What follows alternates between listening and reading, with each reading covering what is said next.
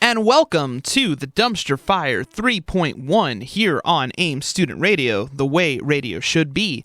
I'm Josh, first show of the week. Jeff will be in momentarily, but before we go any further, I've had this on my chest for a few days now, since about Sunday, and now I'm here, and I am in front of a microphone, and you know I love using this thing, so I'm just going to use it. This Sunday, or I should say this Saturday and Sunday, we had the NFL playoffs. Some results were expected. I mean, as much as I wanted the Jacksonville Jaguars to be the dark horse and beat the Chiefs, we knew that was a long shot. They got close, but couldn't get it done. And then we had the Giants getting absolutely spanked by the Eagles. That was, not going to lie, I expected more of a fight. I wanted a more competitive game, but instead it felt like I was watching a repeat of the college football championship, and that was brutal to watch, not going to lie.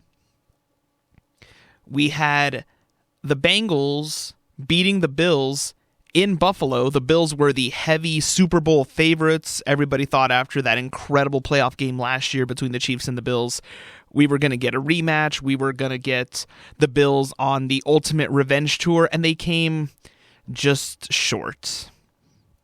They got beat by the Bengals. They got beat by Joey Burr in their own home in a snow game. That's painful. But I tell you, I was smiling for the following game. I was smiling ear to ear. I am still smiling. We had the final game of the divisional weekend. We had the Cowboys and the 49ers. The 49ers won. But most importantly of all, the Cowboys lost. If any of you watch First Take on ESPN, anytime the Cowboys lose in the playoffs, Stephen A. Smith, one of the lead broadcasters on there, he has a field day. That man is my spirit animal. I was dying.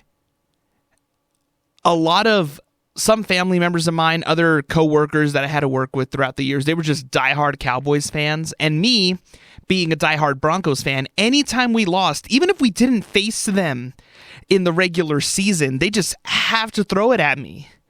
And it's like, yeah, I get it, but here's the thing. I'll fully admit it. I won't live in denial. We have not been good the last few years. Hopefully this next season we can turn it around. It seems like we're going to be able to do so. But for the Cowboy fans to come here and smack talk, even though they got eliminated on Sunday, here's a news flash for all of y'all.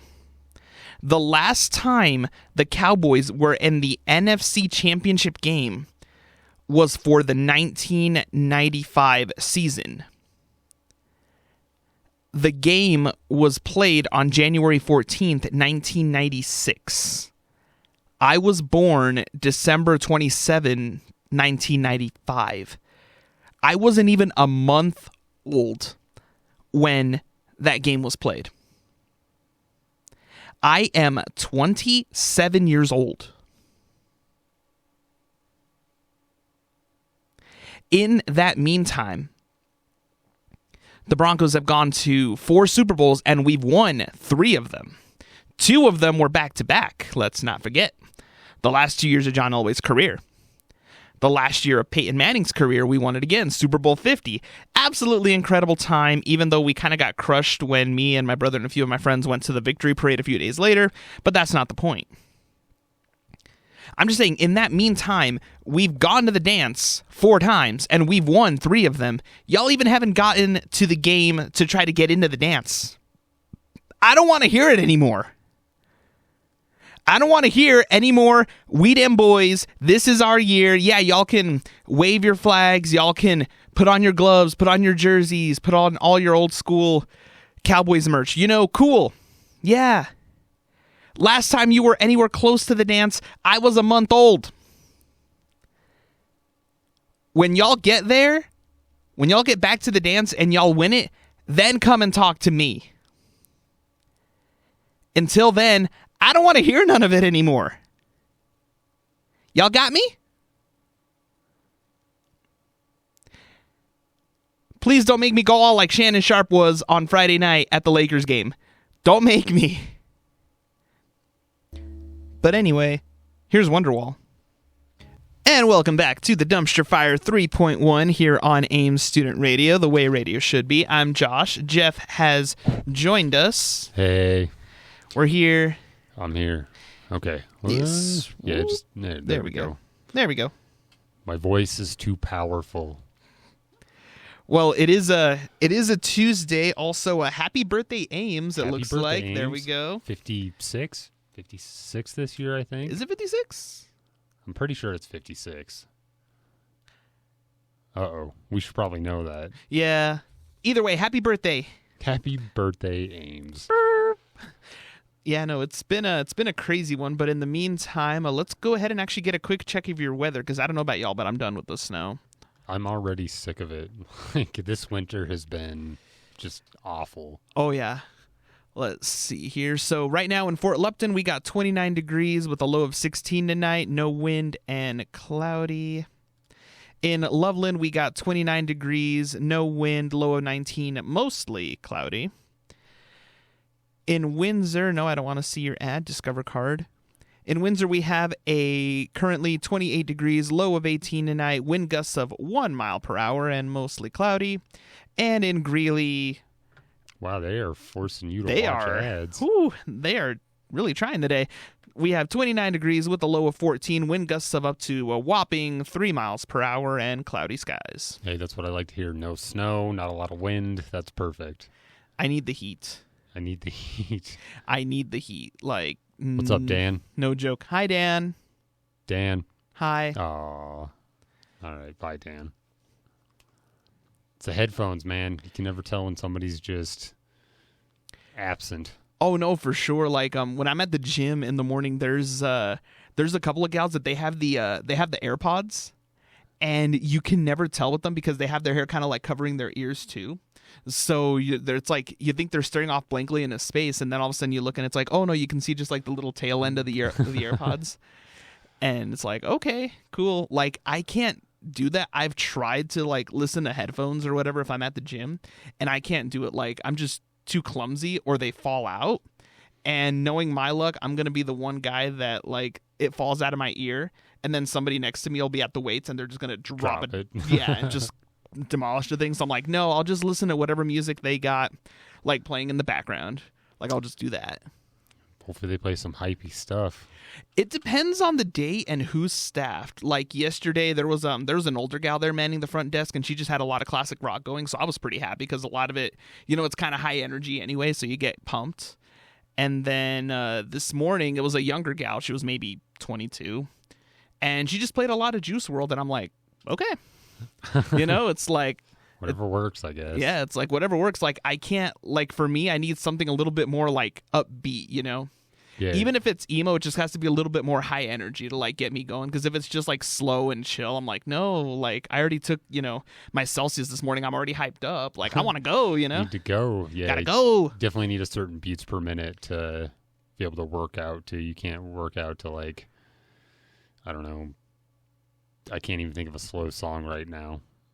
That's where my Thinking brain's Out Loud by Ed Sheeran. There we go. There you go. That's slow. But yeah. But yes. And then also today, after this show is done, we do have a media club meeting here in the media lounge inside of Ed Beatty. Right here in the inner sanctum. Right here in the inner sanctimonious. Come hang out. We'll be talking a little bit. We'll be here. Anyone is welcome. We're friendly. We don't bite, usually. I don't bite. I'm not a biter. Josh might be a biter, but I am not a biter. Me and V were actually having a whole conversation about that the other day. I'm sure that went interesting places. It was It was interesting because it is V. We miss you, V. I miss them so much. We miss V. We miss V. # bring V home.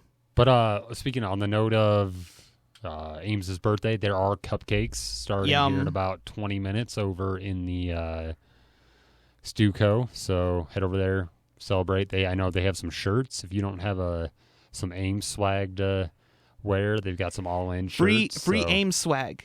Can't turn that down. I mean, I can't. Oh, no, I know. I have can. so many Ames shirts and flags and bags and pens Same. and notebooks. But like my house, like my room is just full of just Ames swag that I've collected over the years, and it's like it comes in handy because if I find like something in my room, I'm like it probably has an Ames sticker on it. Yeah. It's like just the amount of like just pens that I have that are just Ames pens that I managed to get over the years. I'm like, oh, okay, that works. I like free stuff, so yeah. My Ames bumper stickers, got definitely a couple of those too. I got a couple of them like on my shelf, on like one of my shelves where I keep like some of my books and movies and stuff. Like same thing, I just got a couple of them there. Nice little decorations. Oh yeah. But yeah, so I mean that's it right now, right? I mean that is it for right now. We're gonna go ahead and let the music play, especially because we are at 10 minutes from the top of the hour. So we'll just go ahead and let it play out here on Ames Student Radio, the way radio should be. And welcome back to the Dumpster Fire 3.1 here on Ames Student Radio, the way radio should be. I'm Josh, here with Jeff. Yo. Yo, yo, yo. I see, Jeff, you have a copy of the toilet paper right there in front of you. I do. I mean, there's some cool things on here. If you haven't heard, Ames has started like a study hall type thing.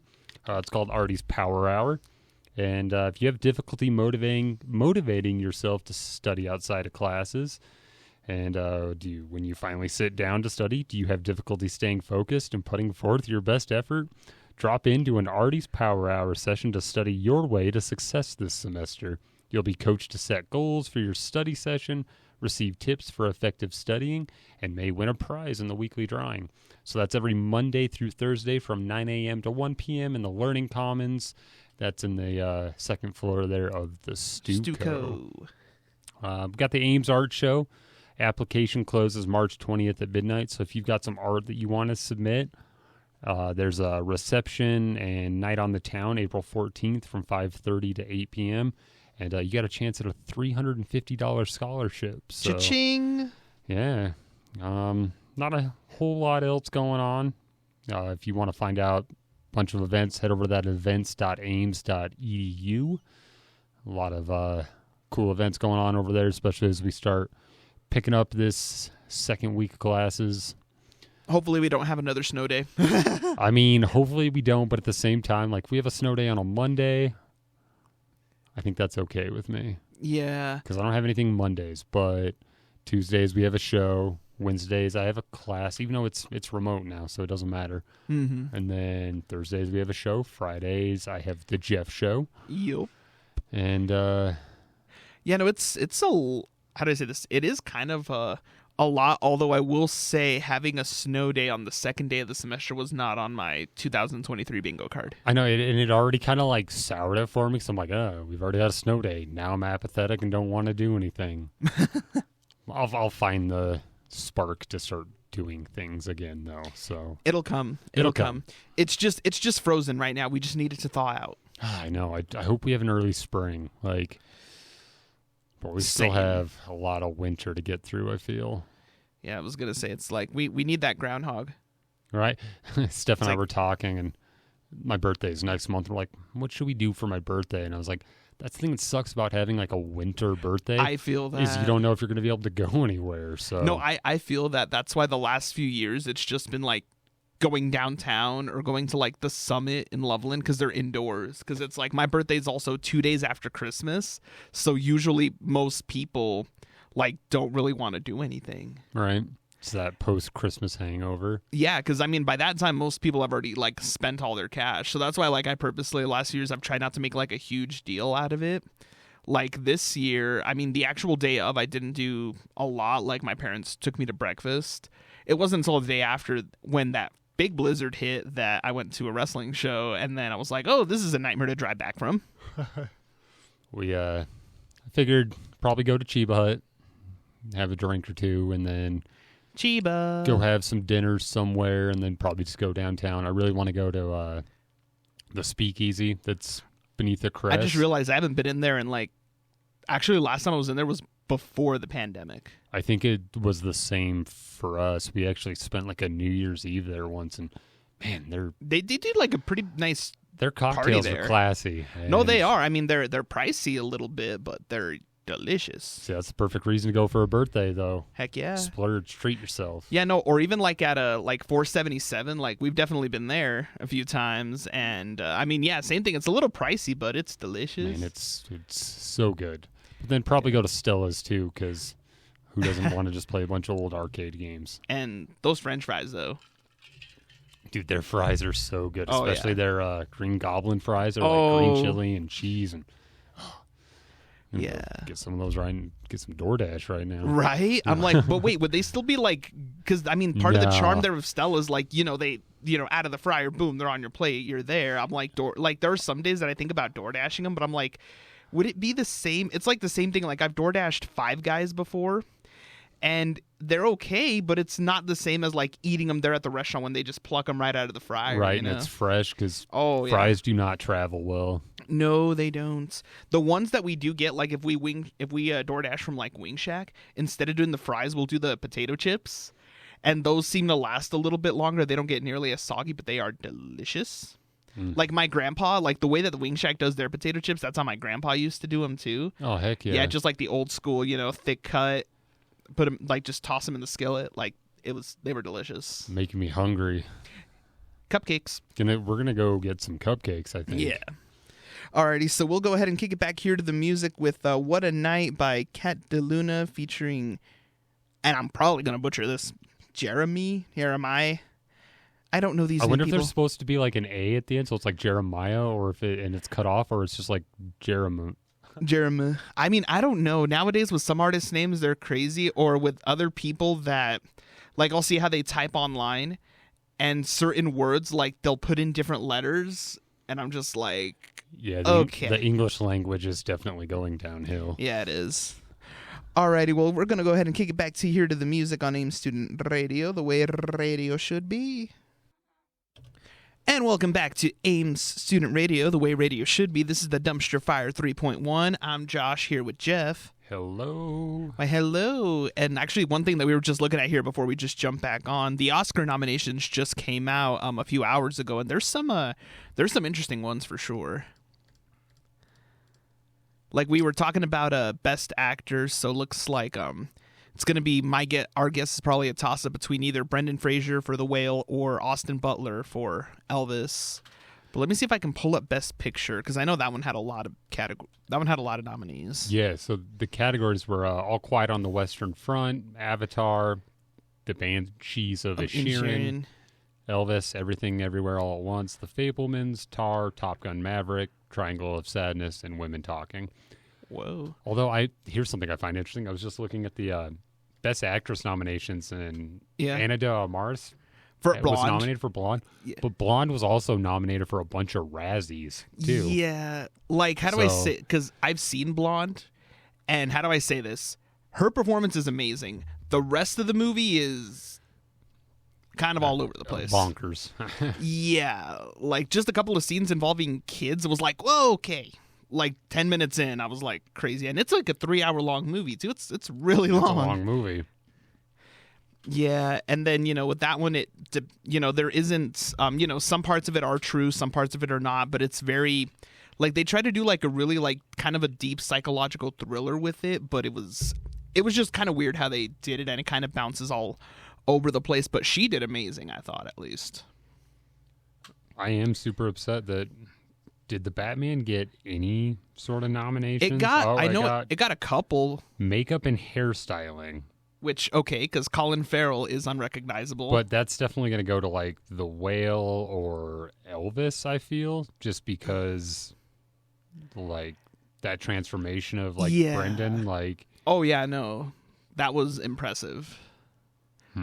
I mean, that one's going to be a toss-up because, I mean, you got, Brendan Fraser, everything, all the prosthetics and everything they had to put on him for The Whale, but also, too, like, in the Batman, Colin Farrell's makeup, like, he does not look like Colin Farrell. He does not look like Colin Farrell, that's true. And I got to say, I appreciate it because it's the only Batman where he takes his mask off and he's got his eyes, he's got the eye makeup. He's got the eye on. makeup, yep. When every other Batman, they take it off and it's like, wait, where did that eyeshadow go? Yeah, like, it just kind of disappears. I actually started to notice that, like, in The Dark Knight, the last time I watched it, like, in certain scenes, he has the eyeshadow on, But then, like, if he gets back to the Batcave and takes it off, it's like clean face, and it's like, He uses those bat wipes. yeah, there you go. No. Got to have something in that belt. Yeah, although Avatar: The Way of Water getting a Best Picture nod, like, okay. And I mean, I watched it. Like, I'm not gonna hate on it, but you know, because I feel like Best Picture means it's got to look good, and it's got to be a good story.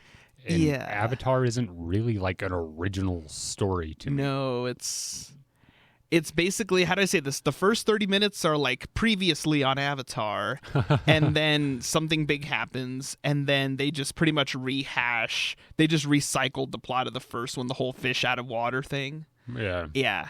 And then, ooh, the humans are evil. We got to fight them. I've seen it a million times. Yeah, like the first one I watched a ton. No, actually, the first one I watched twice in the theaters, and then when I got the DVD, I watched it a ton. So that one's like memorized in my head. I saw The Way of Water on Christmas, but I've only seen it just that once so far. Did you see it in 3D? Yeah. In 3D, it looked insane. However, I noticed a thing with the 3D, like certain scenes seem to play at like a higher frame rate than others. Like some of the action scenes in 3D would look like, because like 24 frames per second is like your typical film, speed. But some parts you could tell like they were playing them at like 60. So with the CGI, it gave this really kind of not jarring, but some scenes, no joke, if you can actually find them in 3D or with that high frame rate, they look like a video game.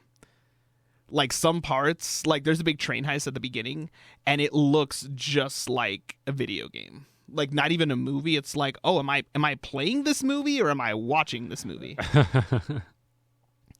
I don't know if that's the same for the 2D showings, but the 3D, like, you could definitely tell, because some parts you could tell they slowed them down to, like, 24, but then other parts, like, they speed it up, and it's like, whoa.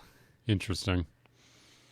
I don't know if I'll ever watch. I've never actually, like, seen the first Avatar all the way through altogether, like, but I've seen enough parts of it where I get it. It looks good, yeah. But... This one's a lot longer, but the pacing, I felt, actually was, I will give it props, the pacing was a lot better, because by the time it was over, it's like, this didn't feel like it was 3 hours and 14 minutes, because it is a really long movie too. See, and my other thing too is I'm a little jaded against like James Cameron. I do like James Cameron, but I don't like The Terminator. I love The Terminator. That movie is fantastic. Aliens is good.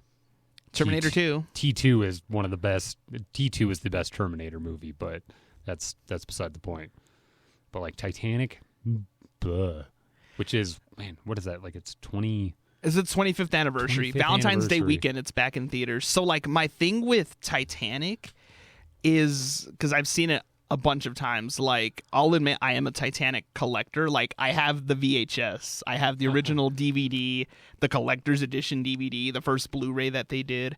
So I bought it all because like as a kid, that was the movie that like made me fall in love with like the idea of movies.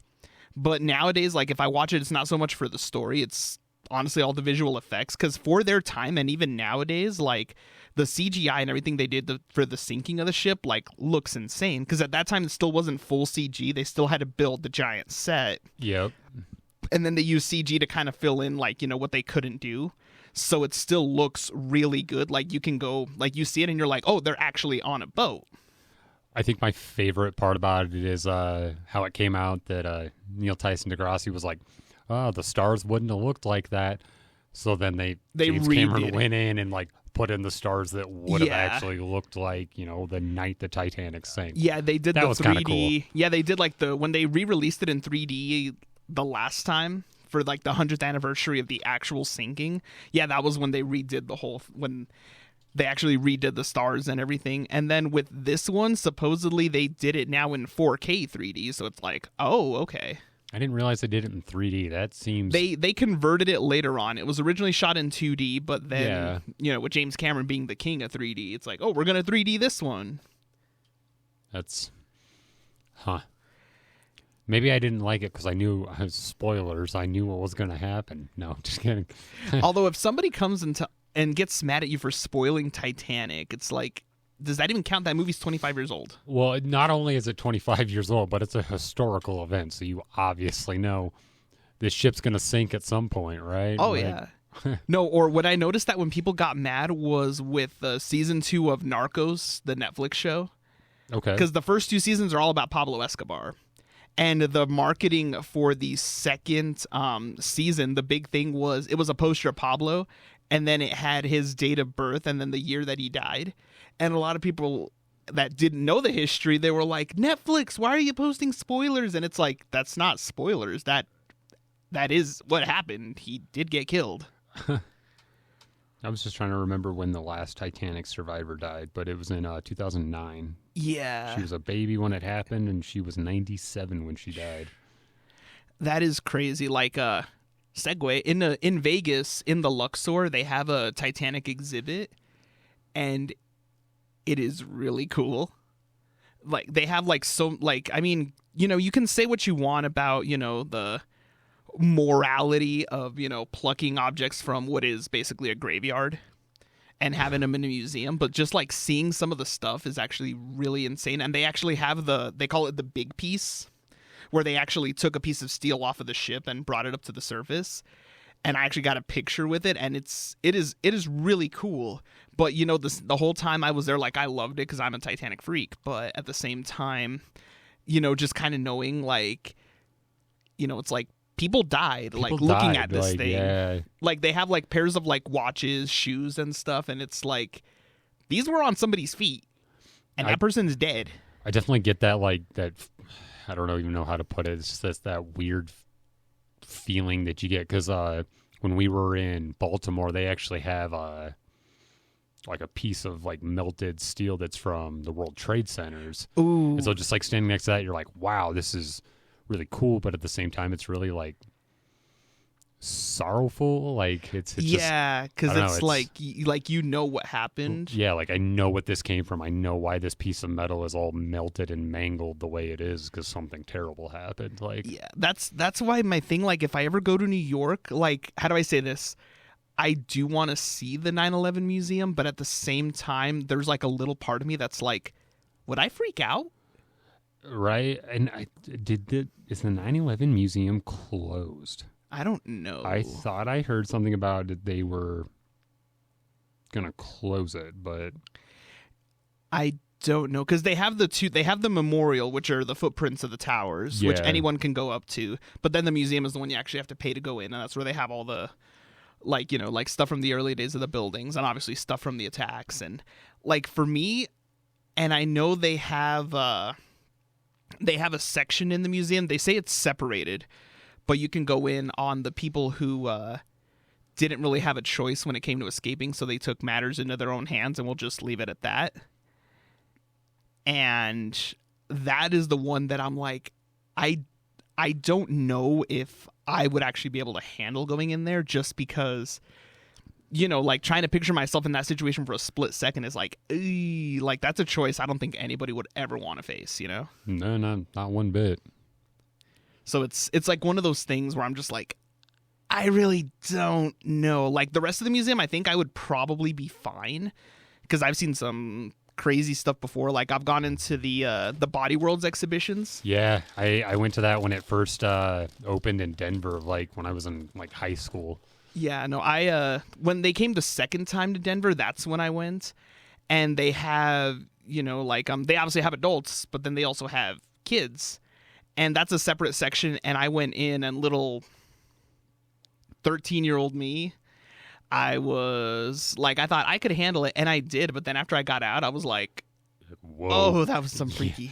And then in Vegas, inside of Bally's, they have another Body Worlds exhibition, and I went in that one, and that one didn't like psych me out as bad, but also did they not have any, like, because I remember what you're talking about, because it's like, there's like the lady that was like pregnant, so it's like, yeah, no, they had a lot of those, the fetus ones. Like they do it like they did in Denver, that they have the fetus ones, but they're separated, like separate, so it's not like triggering or anything like that. Yeah, like they have a sign in front of it, and they warn you. They're like, hey, there is some graphic nature. I mean, outside of already like bodies without skin and all that. But the one that actually was like, ew, gross, inside of the one in Bally's, was they had just like the skin of a human. So almost like a skin suit. Basically like what Buffalo Bill would do in Silence of the Lambs, but like a real one. That was the one that freaked me out. I was like, hey, okay. Puts the lotion on the skin, or it gets the hose again. Still one of the greatest horror movies ever made. Psychological just messes you up. Mm-hmm. But we are getting close to the top of the hour. We got a media club meeting here coming up here in about 10 minutes. So that we are here in about 10 minutes. Join us. We'll be in here in the media lounge inside of the inner sanctum of Ed Beatty. And that was it. That was a dumpster fire, and you were all warned, and we thank you all for listening, and y'all have a great rest of your day. There's still a bunch of ice on some streets, so be safe out there. Yeah, be safe, and we'll see you Thursday. We'll be here Thursday.